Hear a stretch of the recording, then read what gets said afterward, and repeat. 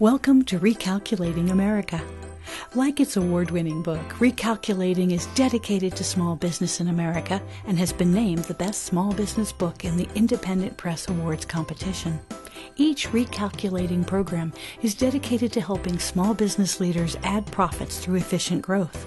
During every Recalculating program, experts will give listeners useful information about starting or growing their small business. Your hosts are Don Mazzella and Dan Perkins. Don Mazzella is the editor-in-chief of the Small Business Digest. Dan Perkins is a registered investment advisor with 43 years' experience in managing money. He specializes in helping small business owners make their money work as hard as they do. Dan Perkins here, your co-host, along with Don Mazzella of Recalculating for Small Business. Our radio program is dedicated to you, helping the small business owners increase their profits. We draw our name from Recalculating, voted the best small business book of 2017 by the Independent Press. In this book, it features contributions of more than 100 presidents, experts, and leaders, all whom offer you ways to grow your small business. Now, here's Don Mazzella. Well, Dan, I tell you, we have a great guest today, Dr. Chris Cates, whose newly created Wine RayZyn, and we'll get into that, is a crunchy superfood snack that I found when I first tasted it to be extraordinary, and we had to have him on the program. Dr. Cates, welcome to the program. Well, thank you, Don. It's a pleasure to be here and to talk to you and your audience. Well, we're going to start simply.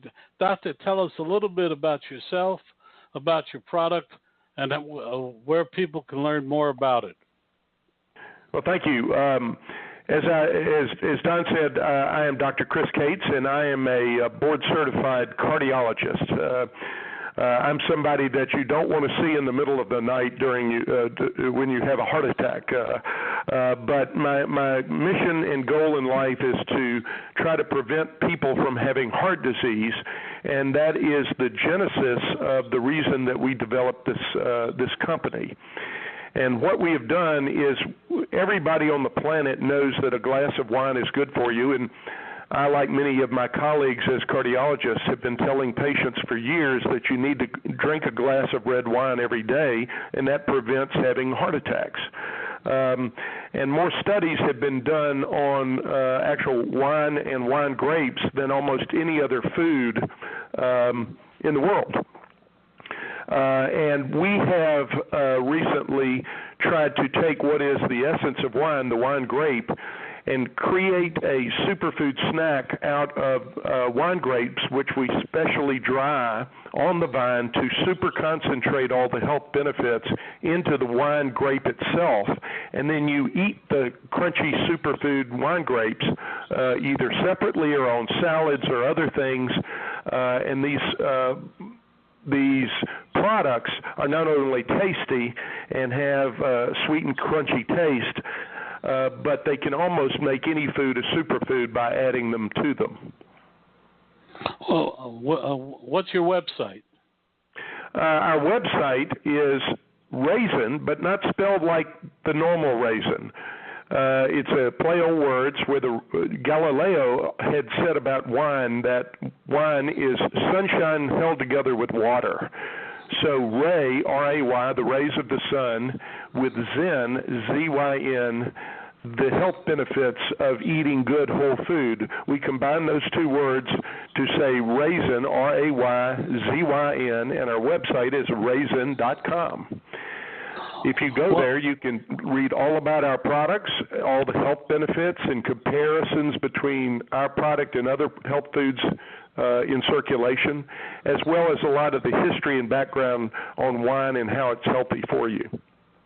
Well, where can people buy your product? Well, it's easy. Online, you can buy it at RayZyn.com, but also if you're an Amazon Prime member, we're Prime eligible, and you can buy it at our RayZyn, R-A-Y-Z-Y-N, Amazon storefront. And we're in approximately 1,500 locations nationally and soon to be at a store near you. We also on our website have a store locator where you can put in your website or put in your zip code and see which stores in your area we may be in. We are in national distribution with UNFI and KeHE, which are the big distributors, and we're also about to be on airlines, and we're on ski slopes and in corporate offices of places like Google and Microsoft. Well, let me ask you this question. Is your product considered a liquor and under liquor law, or is it a snack? Well, that's a great question because I get asked that a lot. Because obviously one of the negatives of drinking wine is you can't do it at 8 o'clock in the morning without raising eyebrows at work. Through the process that we use to take the water out of the wine grape, we harvest the same wine grapes that go into great wine, but we immediately take them and put them through this patented process, which basically reverses nature's flow and pulls the water out through the pores of the wine grape, super concentrating all the polyphenols, which is a medical term for the flavonoids or the antioxidants that are in wine, and it concentrates it within the skin and the seed. Most people don't realize that it's the skin and the seed of the wine grape that imparts all the health benefits into wine. The color, the flavor, the longevity of the wine, as well as the health benefits.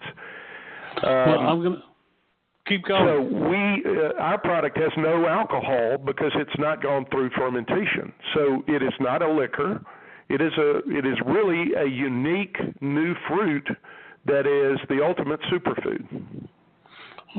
I'm going to, having tasted it, knowing how well it is, and that's why you're on the program. I'll turn this over to Dan because I know he has some questions.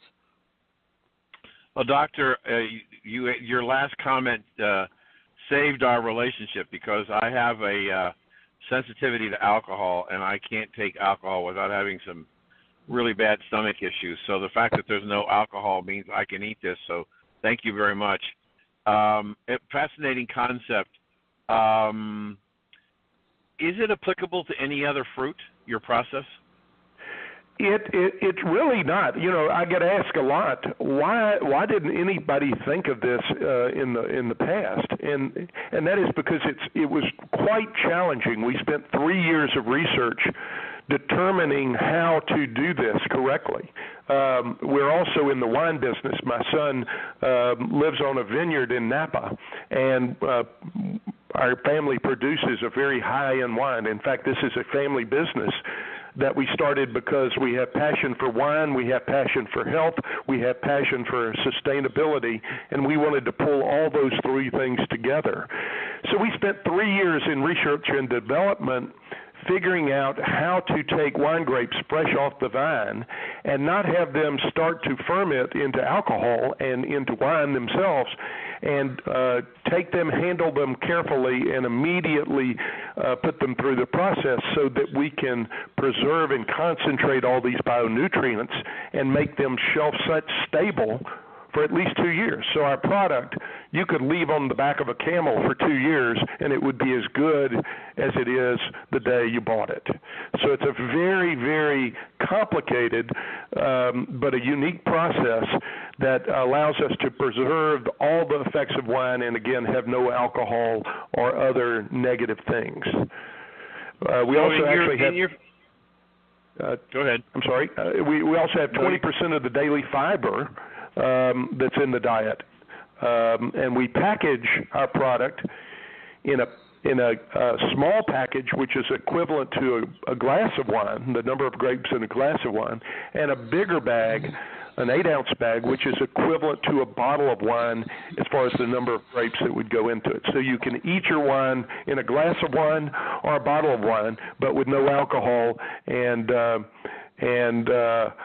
no negative effects of alcohol. Doctor, I have some more questions.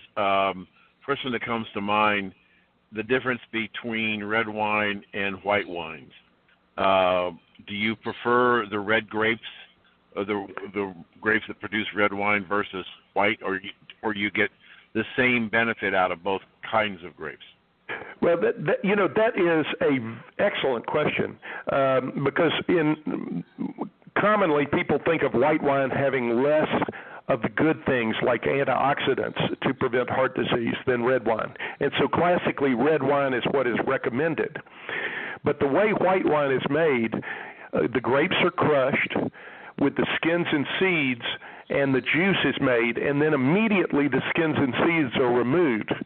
And white wine then ferments on its own. Therefore, it's not exposed to skins and seeds, so it has less of the antioxidants that are pulled out of skins and seeds because it has less time to contact. Whereas red wine, the skins and seeds are left with the juice for a period of time during fermentation. So the medical term for that is the red wine elutes. That means pulls out of the skins and seeds the color, the flavor, the health benefits, and the longevity, the thing that keeps wine on the shelf for 20 or 30 years for those big red wines that people collect. So that's the difference.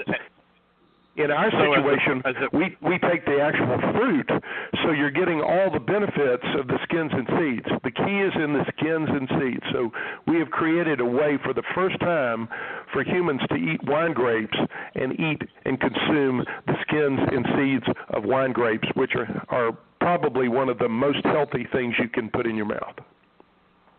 So as a family business that owns a vineyard, and you bottle for wine, and now you've got the new fruit, are you having to make decisions about whether you're going to decrease the number of bottles so that you can increase the number of packages you can make?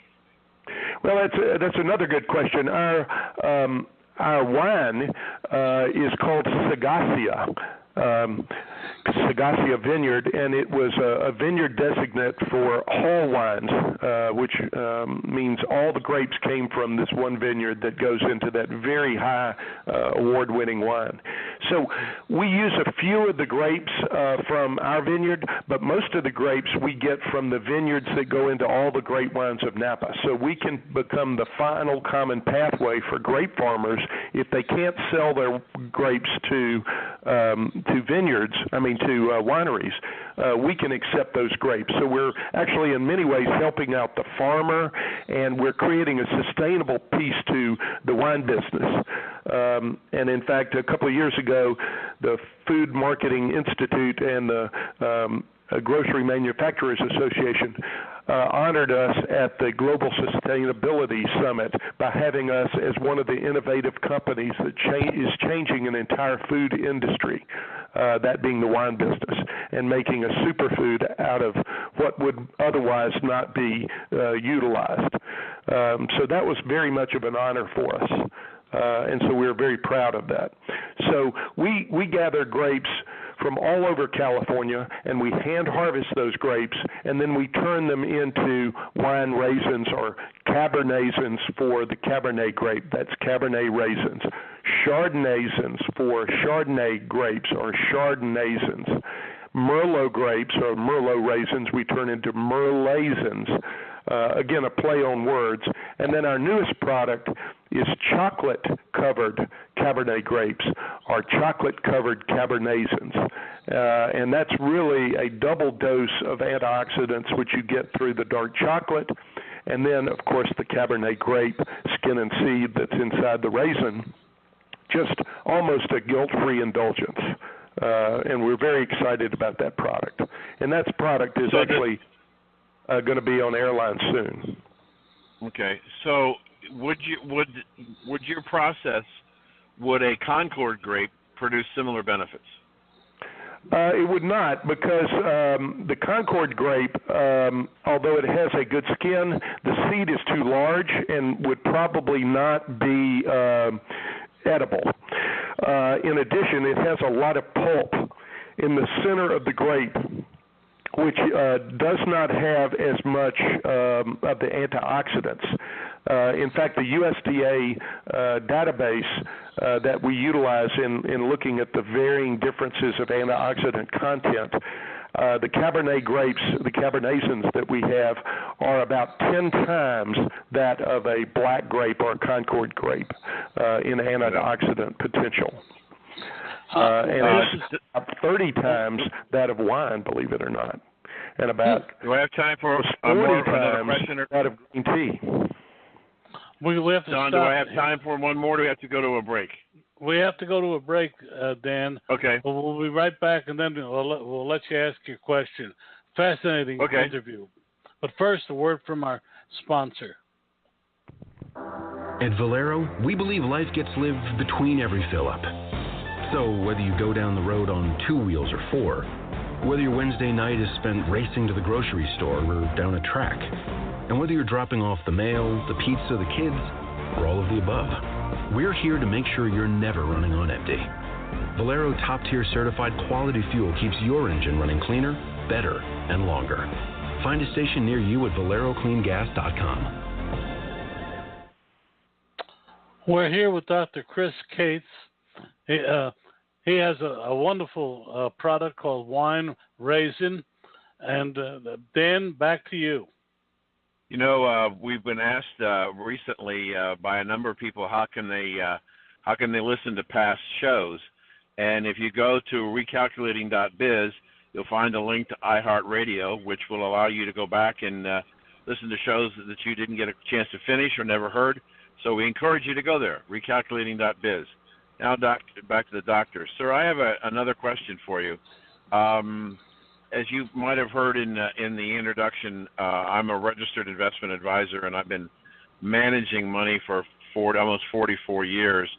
And I listened with great attention your answer to my question about using your premium wine grapes into this product. And I'm wondering if the decision that you're making is driven by the process. In other words, I don't have to use, if I'm going to use a Cabernet grape, I don't have to use a grape from a vineyard that only produces X numbers of pounds or tons of grape. If I'm in the Cabernet family, I don't have to use the highest quality to achieve the product. Is that a fair statement, Doctor?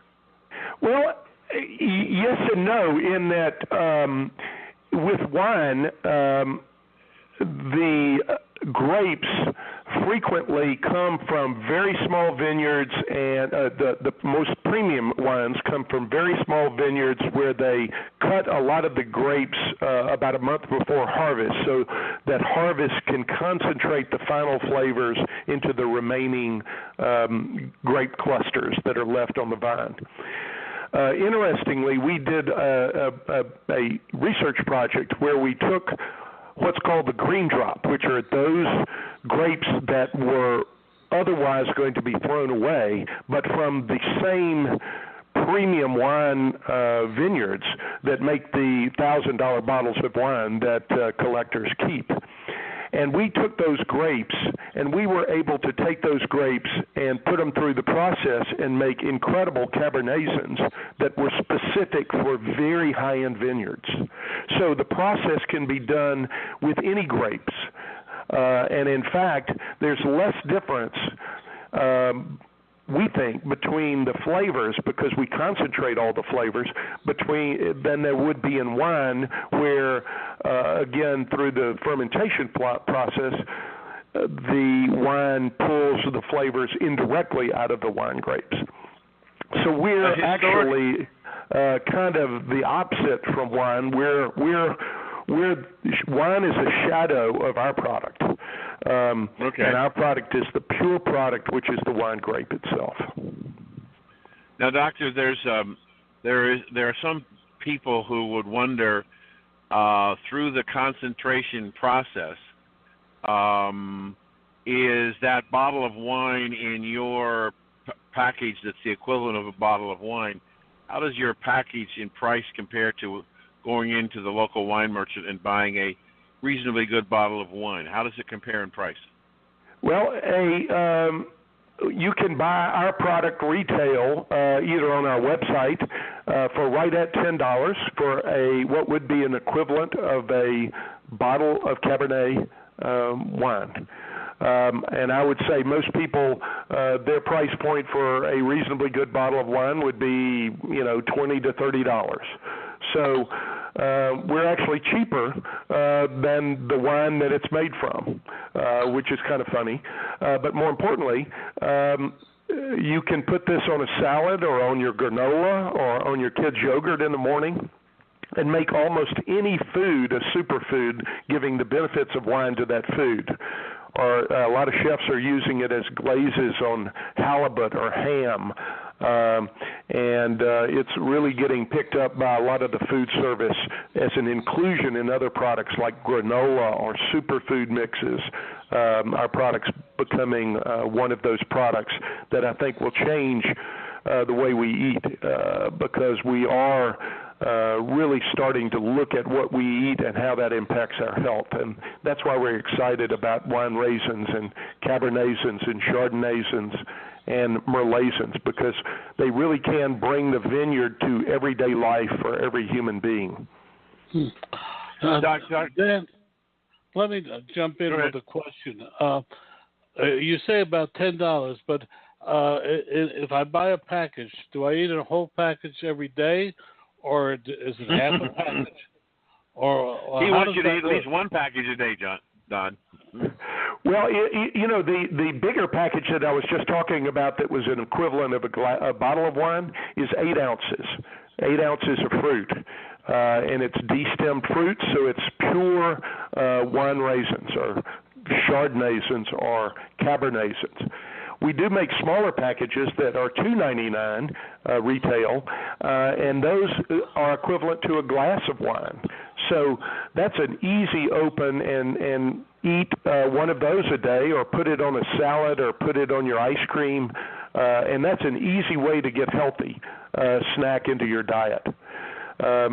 We've had interest from the military also because, obviously military needs a very shelf-stable snack food that can go out into the battlefield. And our product is so shelf-stable that it can tolerate any heat or cold and wet or dry conditions and still be quite good and very healthy with a lot of nutrients and a lot of fiber, which is important for our military. One more question, Dan. I'll turn it back to you. But, and I've just lost the question. But, what are the? You're breaking new territory. You're doing a lot of new things. What are the 2 or 3 things you've learned from your experience from being a food entrepreneur? Well, the food business is a complicated business, and it in many ways has a disalignment of incentives of getting products into customers' hands and getting the education to customers in a timely manner as to when they're really breakthroughs in new foods. So if you're coming out with the 18th different colored tasted marshmallow, that's very easy. But sometimes when you're coming out with a groundbreaking, revolutionary new food that has never existed in the past, the system isn't built for easy education for the public as to what that new product is. So that's been a little bit of a challenge. But on the other side, one of the things that's been a real success is that UC Davis, which is one of the premier nutritional study universities in the United States, has selected our product, Cabernetzyns, that's Cabernet wine grapes that we dehydrate on the vine, to go into clinical trials, randomized clinical trials to prevent heart disease in humans. These are the same people that did the studies on wine 20 years ago and showed that that was beneficial, and 10 years ago that showed that chocolate was beneficial, dark chocolate. They now are so jazzed about our product, the Cabernetzyns, that they are in clinical trials using our product to prevent heart disease in women. That's groundbreaking and almost never heard of in food. So we're very excited about that sort of thing. Doctor, we've just got a couple of minutes, and I want to follow up on this because I think what you're talking about is important. I know that my internist and my dietitian have talked to me and have convinced me that grapeseed extract is something that I need to take every day because of its antioxidant properties. But it sounds like what you're offering is even more beneficial than grapeseed extract. So in the time that we have left, I would like to hear from you about what quantities people should be taking of this every day. Not that I'm trying to oversell, but I'm trying to get a sense of a routine. And if I have problems today, do you believe that this research study will illustrate that your product will in fact restore heart health? I know that's a lot to talk about, but they're that was a number of questions, and I'll try to answer those in sequence. First of all, grapeseed extract has been, thought to be important. But one of the problems with any extract is that when you take the substance, and the important things in grapeseed extract are what's called flavonoids, or antioxidant flavonoids. And that's a chemical that prevents heart disease, and it prevents brain disease and Alzheimer's, and it prevents colon cancer and other things. When you expose flavonoids, or these polyphenols, which is the category of food product that is, when you expose that to oxygen, or you remove it from its natural whole food matrix, it is not sitting next to a protein that is required for the body to understand the flavonoid and absorb it. That's why there's so much variability when people take grapeseed extract or any other processed bionutrient that is not in a whole food, because the body has adapted over 10,000 years to absorb things that are good for you, and the only way it knows to absorb things is to absorb the compounds that are next to each other in tandem, so that the body doesn't absorb poisons and other things that are not good for the body over the 10,000 years that man has been a hunter-gatherer. So that's why, in a long sentence, why food extracts don't necessarily have the desired effect on health that we would hope that they do. We still suggest that people use them because it's better than not getting them. But what we tried to do with this particular product, and in whole food in general, the reason whole food is good is it's in its what's called intact whole food matrix.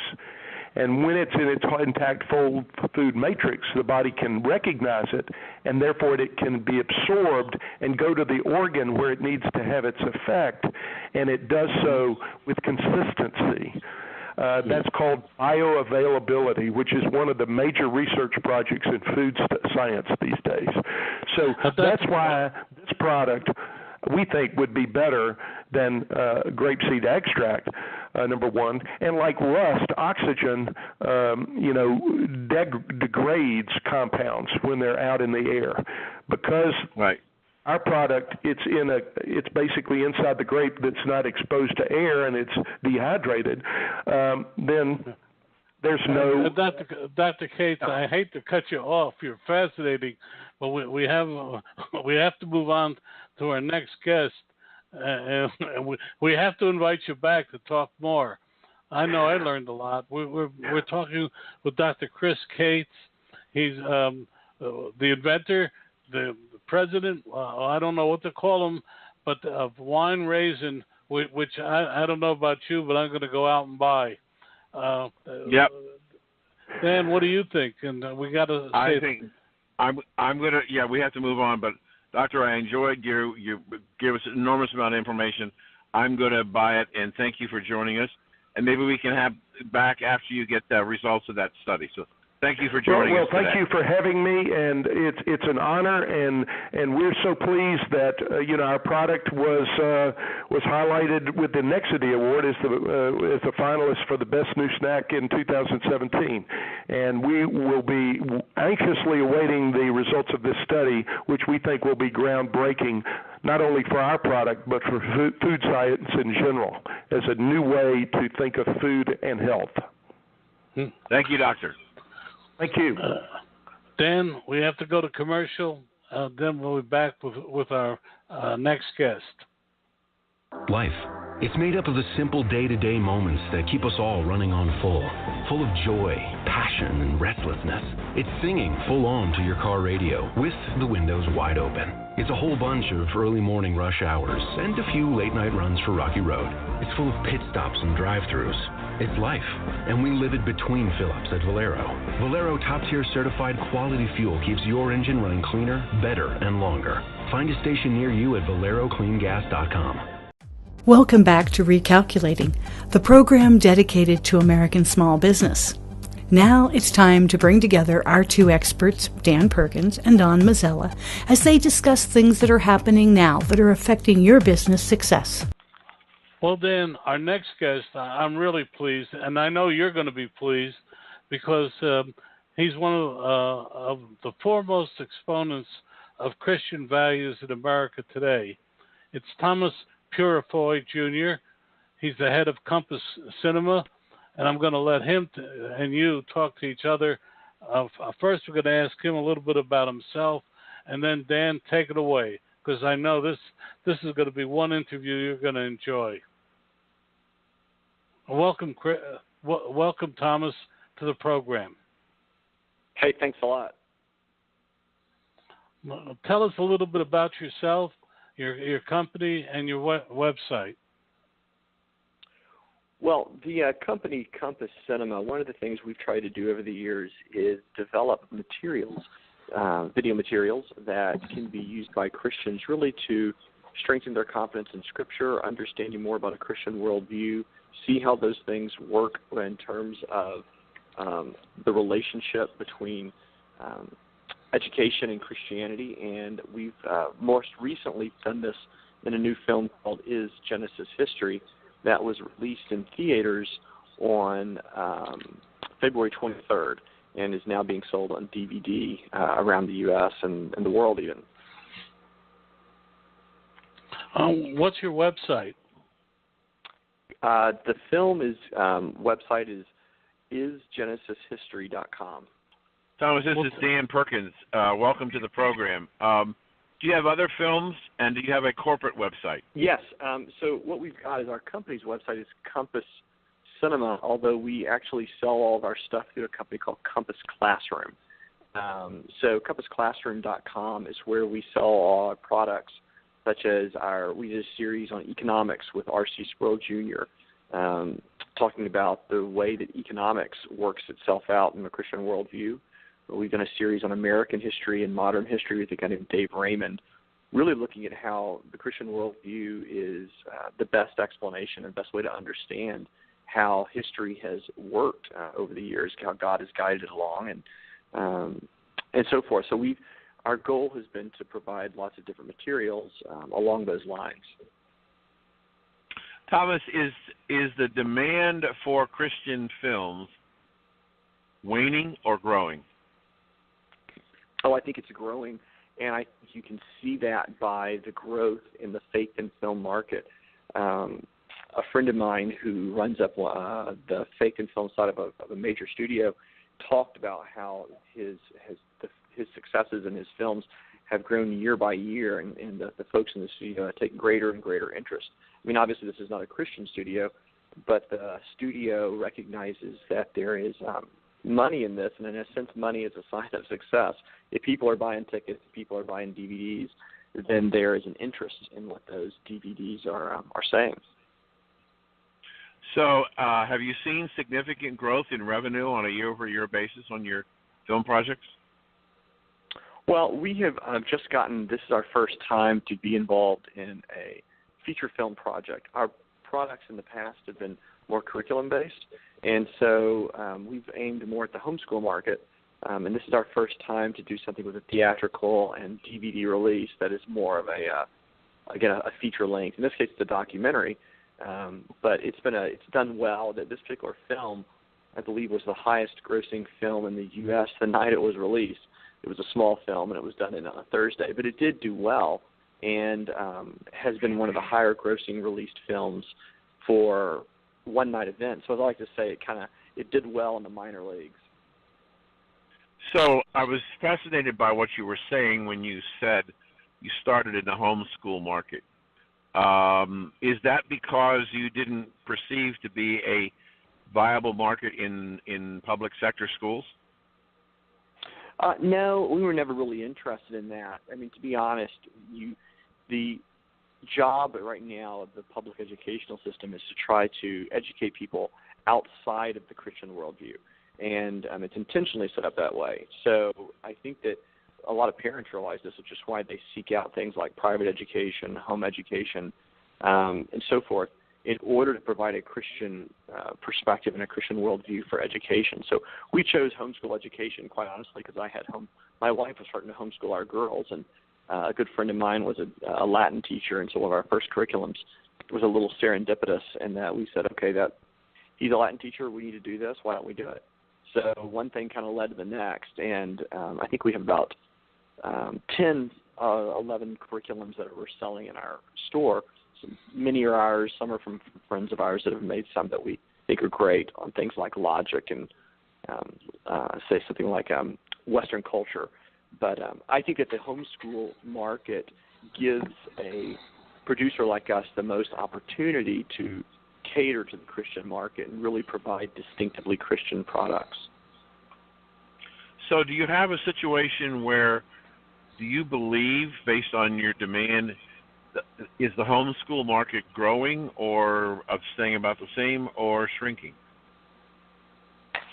Oh, the homeschool market is one of the fastest growing educational movements in the United States. I mean, I think it's probably a few years old, the statistic, but there was at one point it was growing 7 times faster than any other educational movement in the U.S. And so when I think that we ran some numbers recently and that there were officially, or probably be unofficially, because not all homeschool parents register all their kids, that there were probably more homeschool kids in the state of Tennessee than there are private school kids. And there are a number of states where this has happened. Okay, and you believe, I don't know, I'm not trying to put words in your mouth, but I'm just reacting to what you're saying. There must be some belief in the part of some parents that they do not believe that the public sector education is producing the kind of results that they as parents want to see in their children. Yeah, I think that that's a fair thing to say, that there's a lot of people that are not Christians that don't have a reason for, a Christian desire for a Christian worldview and are pulling their kids out of the public sector. I mean, let's be honest, the public educational system in the United States is an abysmal failure if you look at it as a whole for the past, 100-something years. I mean, a guy like John Gatto says it was intended to be that way. He was the New York City Public School Teacher of the Year in his 1991 address, the 7-lesson school. He identifies that there are structures in the public educational system that simply don't enable children to learn well. So those are functional problems. And then you add into the curricular issues, where I would say as soon as you start trying to teach children truth without any reference to divine truth, well, then you're in trouble. You're going to end up in some meaningless spot. And so I think that once the postmodernity and the higher education system, which is generally, it leans toward Marxism, they've taken over the public school system since the 60s. And so when you see what they talk about, it's no wonder that, the biggest issues right now are whether we can adjust the pronouns that our kindergartners use to refer to boys and girls. I mean, this is bizarre. It would even non-Christians educating kids in the teens and the 20s would have looked at this and said, this is just a total waste of time. So I think a lot of parents look at this and see their kids, whether it's Common Core and a lot of these just, really quite silly ideas from an educational perspective. They see that their kids are just treading water for year after year after year. And that you look at the kids in home schools, you look at the kids in private schools, and they're doing better. I mean, sure, there are some okay public schools, but we're talking as a whole. And when you look at the amount of money they take in, enormous sums of money. I mean, homeschoolers, just in Tennessee, things like a Tennessee kid gets $8,000 to $9,000 a year is what the state pays, and the average homeschool mom's paying like $500 to $1,000, and the education's better, and it's out of pocket. So, anyway, that's just a simple economic measurement that the public education system is a failure. But if you look at that and you say, okay, using your words, you believe the public education system is a failure. It's a failure because of a poorly developed curriculum, a social bias that they're trying to create, whether it's a Common Core or whatever. They're trying to change, and you talked about changing nouns in first grade. What is the objective of the people? To transgender. Okay. Go ahead. Okay. No, but that's fine. Yeah, that's fine. I'm just asking the question to find out what you believe is happening in the public school system that is forcing, by your words, an increasing growth in homeschooling with better results. What is it that's in the curriculum in the homeschool that is not in the public school that's making the difference? Oh, I don't necessarily think it's just curriculum. I mean, I think that I spent a couple of years as a director of a school, and everyone that goes to school knows that it's not simply really what's in the books, it's how the teachers teach and it's the structure of the school. So I would go so far as to say it's the interpretation. Yes, if you added a Christian curriculum, would it help? A little bit. But a lot of these are functional structures. They're systemic in the way the public education system is set up. So just think about it. If people want to have small classrooms, well, you don't get it any smaller really than a homeschool setup where your mother is kind of directly addressing stuff. Even if she doesn't feel like she's qualified, many children, just simply pulling them out of probably a negative social environment or a social environment of distraction begins to change the way they learn. And so the issue is not looking at just books and what's in them. It's looking at how does pedagogy work and how does it work most successfully. And so our current system is based on the Germanic system that I think Bismarck put together, this idea of creating a group of people that would be subservient and work. I mean, it's one teacher in this very Platonic method telling students what they're going to think, and they move from class to class to class to class. And as Gatto points out, well, you can only learn in 45 minutes and not any longer or not any shorter. It's, think about the bell and Pavlovian structures. The bell's off, and so now we reject everything. You look at the smorgasbord approach in terms of, you go from basically, this is the same issue, the so-called university. It's really not a university. It's really all these ideas. You go from biology to English to math, and no one's going to talk about the relationships between them. What I'm saying is this is rotten at the core. And most Christians think, wow, it's just, the curriculum. It's not. This is pedagogically, it's a failure, and it goes all the way back really until the beginning of the 20th century. It's just taken all this time to work itself out. I mean, heck, this is why they were writing books in the 50s called Johnny Can't Read. Yeah. Don, do we need to take a break? Well, why don't we take it now? Because I'd like to then follow up with a question. But first, okay. Let's hear a word from our sponsor. Before you hear this, or this, or even this, before you turn a key, step on the gas and let it rip, before you get up and out and on the road, you have to be fueled by something. Make sure that something is Valero. Valero top-tier certified quality fuel keeps your engine running cleaner, better, and longer. Find a station near you at ValeroCleanGas.com. We're back with Thomas Purifoy Jr. He owns Compass Cinema. We're talking more about homeschooling, and I'm going to ask a controversial question now, which was just thrown across my a computer from on an email from someone. Thomas, there seems to be a complaint by some minority groups that homeschooling seems to be a white, predominantly white world, and that the books and everything seem to be pitched that way.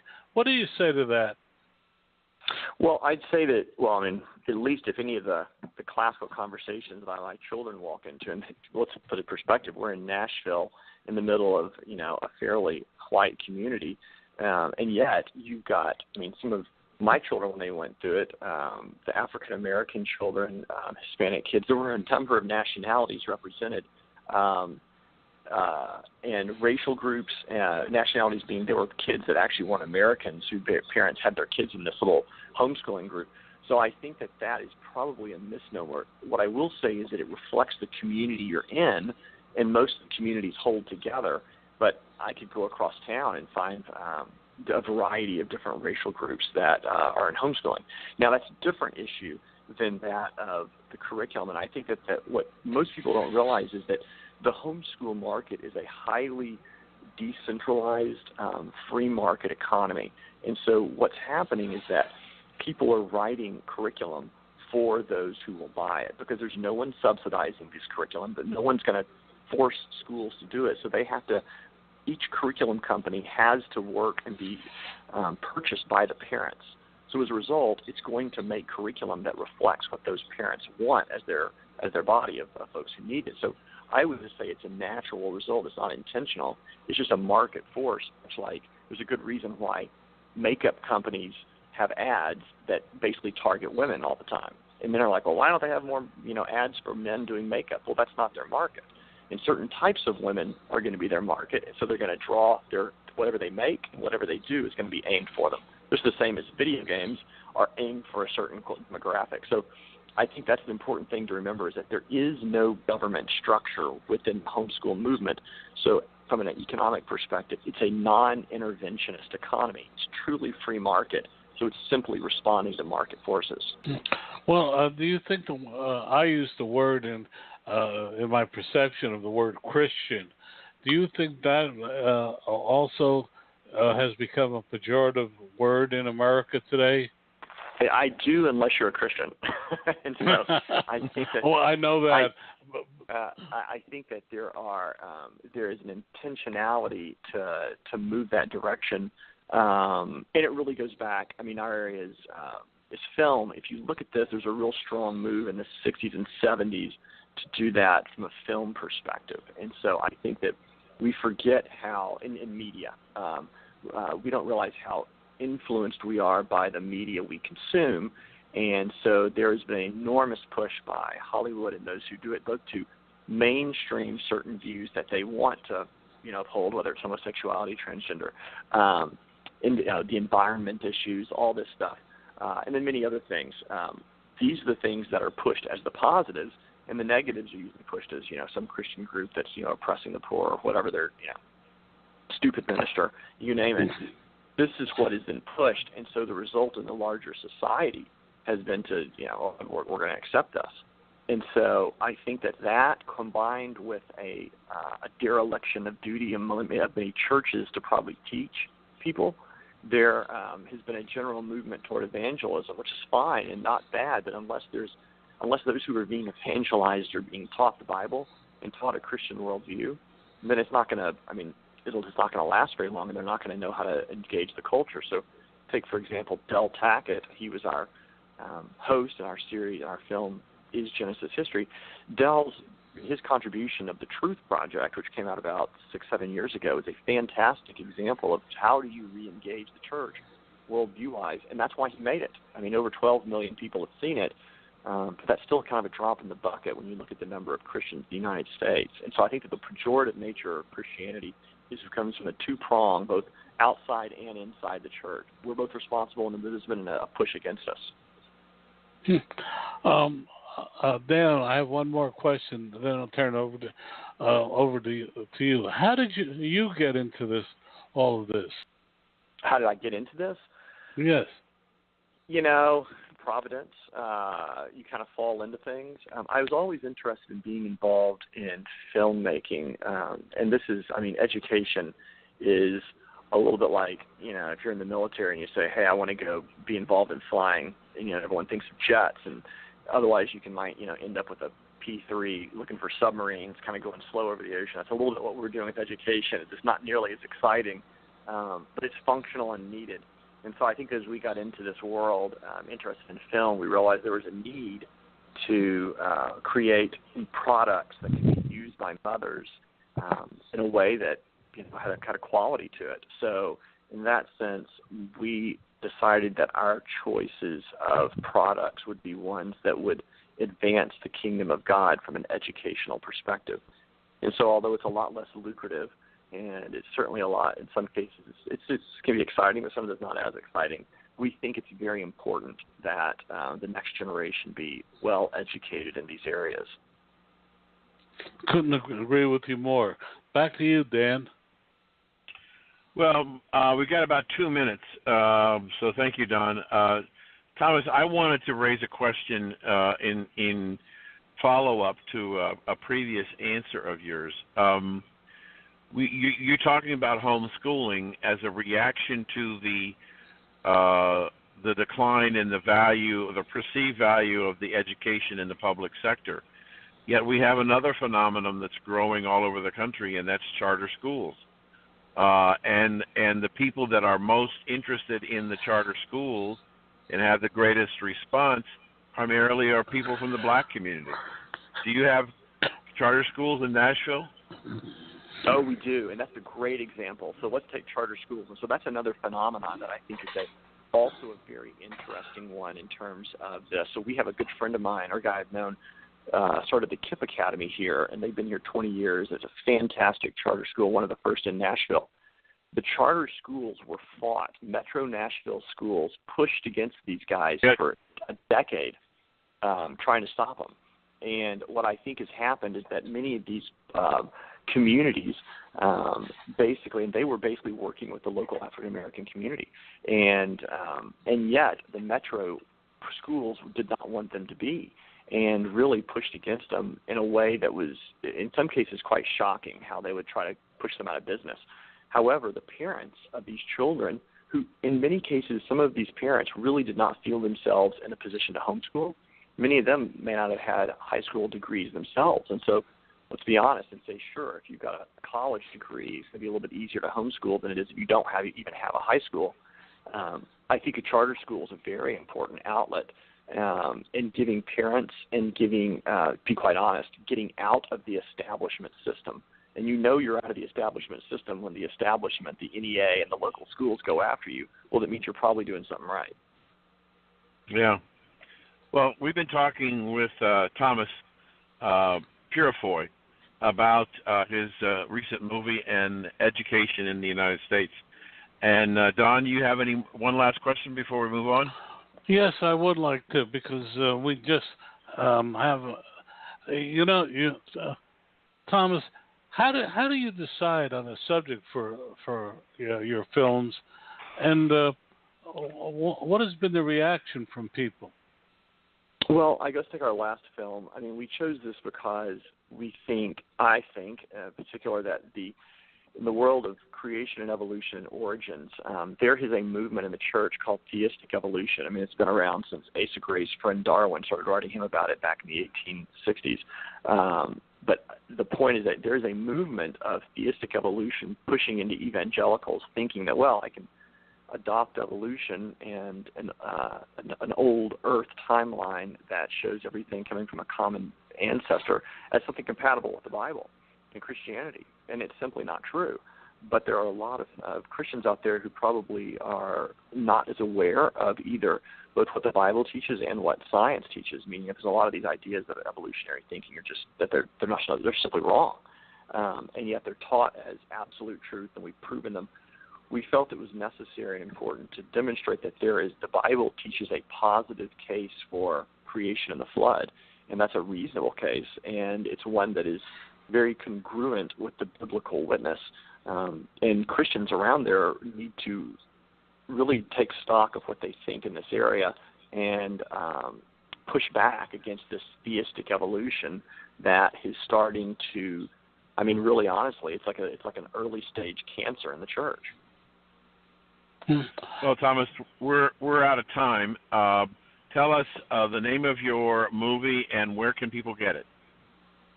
So the movie is Genesis History, which is our film about creation and the flood. It can be, I mean, you can get it anywhere, Amazon, iTunes, and then to find all the places, Answers to Genesis, Creation Ministries International, all the creation ministries, you can go to isgenesishistory.com. That's the best place to go is isgenesishistory.com. Thank you so much for being with us today. Hey, thanks a lot. We appreciate it. Now, Dan, another word from our sponsors. Dan Perkins here from recalculating.biz with your small business tip of the day. Should I grow my business or stay the size that I am? One of the most difficult decisions about a small business is, should I try to grow it? And if I want to grow, what is the best way to do it? If you look at the internet, you can find lots of advice on how to expand your business. So here's your recalculating.biz small business tip of the day. Go to the SBA.gov website and you'll find 10 ideas of how to grow your business. They're not in order of importance, they're just 10 ideas. Some may be more suitable, others may not for you and your business. The one that struck me was add another store. My brother-in-law started with one pizza shop, and over the last 15 years he's grown to 5. You may not have a storefront, but a service business. So look at your competitors and see if they might be willing to sell or merge with you.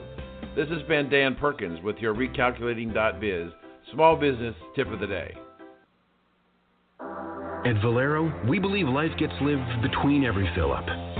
So whether you go down the road on 2 wheels or 4, whether your Wednesday night is spent racing to the grocery store or down a track, and whether you're dropping off the mail, the pizza, the kids, or all of the above, we're here to make sure you're never running on empty.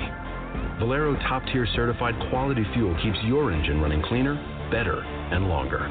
Find a station near you at valerocleangas.com. Want to know more about health savings accounts for your company or yourself?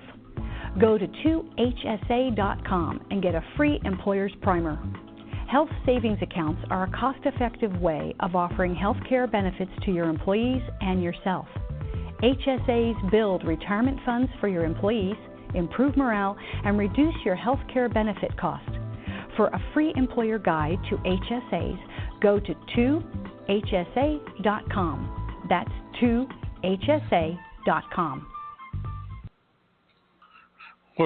We're back live, Dan, and we're about to end the shows. But what did you think of our 2 guests today? Well, they both were fascinating guests. We had just a contrast in such 2 different interesting subjects, the Wine RayZyns and then education. I mean, those are really diverse subject matters, but our guests were good. They were very articulate. They answered our questions, and I thought they were pretty good. They were terrific, and we're going to have the wine guy back. And when Thomas gets his next movie out, we should have him back. What was your thoughts, Don? Well, I really felt that I'm a little biased because I managed to taste the Wine RayZyns at the fancy food show, which, by the way, if you're ever in New York when it occurs, or San Francisco in January, you should go. It is a fascinating show with almost 3,000 exhibitors, and wow, it is fascinating. And you see people like Dr. Cates. And I generally just feel that it's fascinating. I'm very happy to have Thomas Purifoy Jr. on the show. I think it's time that we support the at-home teaching and the Christian movement. It's important for the future success of this country. We're almost close to it, so it's about time to say goodbye, Dan. I'll say goodbye from Don Mazzella, and let's say your turn. And if you missed some of this show or you want to listen to a past show, go to recalculating.biz and load us up and listen when you're in the comfort of your bed. This is Dan Perkins, and thanks for listening today. Thank you for joining us on Recalculating. We hope the information you received on today's episode was helpful to you in starting and growing your business. Please go to our website, recalculating.biz, to contact us, to listen to past shows, and see special offers. Until next time, remember, if you grow, we grow. Join us next week for more helpful ideas to make your business a great success. Recalculating, a program designed to help you be successful.